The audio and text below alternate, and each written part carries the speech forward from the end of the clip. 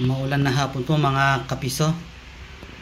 So ituturo ko lang po yung connection ng aking centralized patungo sa mga client. Ito po yung wiring niya.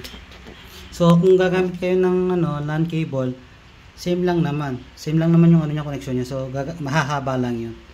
So kung tatlo po kasi magiging wire nun yung Y connection, tapos set pin tsaka ground. Pero sa comfort po, yung connection niya bali 4 dahil po sa Y connection. So yung sa Y connection po, pagdating sa dulo, isa lang naman yung connection niyan. Sa po, dito sa pulse. Tapos ito po sa set pin. So yung connection po ng yung sa pulse po, yung sa pulse ng ating centralized, Y connection po yun. So nakakonect po siya sa number 4 at 6. Ito pong kulay blue tsaka purple. Ayan po. Ayan ko po ayun. Yung purple po nakakonect siya sa number 4, tapos yung blue nasa number 6. Tapos yung set pin po, yan po yung kulay kulay dilaw. So yung kulay dilaw sa number 7. Ayan po yung dilaw. Sa number 7 ito po yan. Ito sa set pin po yan. Tapos yung ground po, yan, kailangan kasi ng ground sa sa centralized papunta sa power supply ng CPU. So parang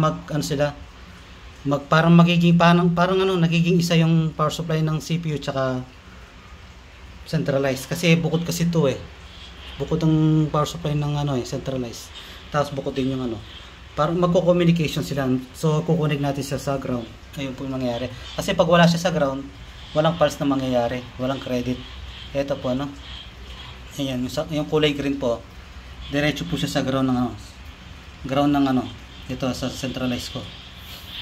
So ito po sa number 10 ko po na nilagay isa.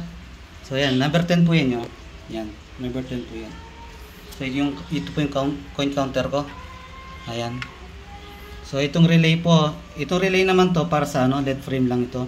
Kahit wala naman to okay lang pero kasi para indicator din to para sa pag-open ng PC. Katulad dito, ibig sabihin patay yung yung LED frame, patay yung PC natin. Ayan, indicator po sa mga bata kung para hindi sila malito. I-on po na. Yan, on ko po yung PC. Yan, naka-install na po yung app ni Sir Jortla dyan. Hintayin lang po natin. Ayan, nag-on na po. Ito, nagbe-blink po siya. So ito po yung back din ng yung mga RS-232 na kulay green. Tsaka sa built-in po ganun din, nagbe-blink po siya. So, mas maganda po yung Jinwa. Yan mag-on po yan. Pag nag-run po yung app, mag-on yung LED frame. Tapos pwede nang hulugan yung yung coin slot. So pag naka-off yan, hindi pwedeng hulugan yung coin slot. Yan po, magra-run na po yan. So yan. Ayan. Ito na po.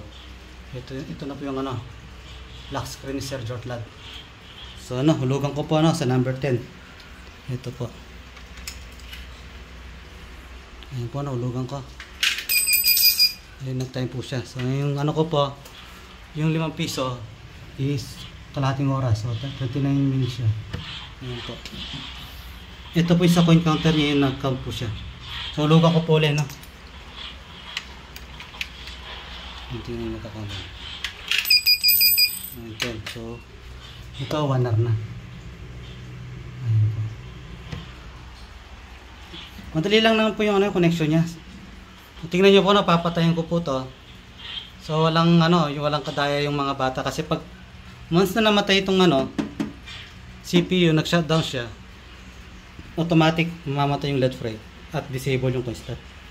Tingnan niyo po papatayin ko po yung power yung yan. Agad namatay yung LED frame. Diba? Ayan po. So kung gagamit kayo ng LAN cable, kasi same lang naman, bali magiging connection nyo kada client, 3 wire.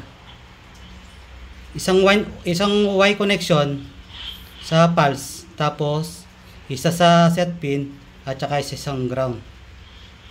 Yun po. Barat 3 po.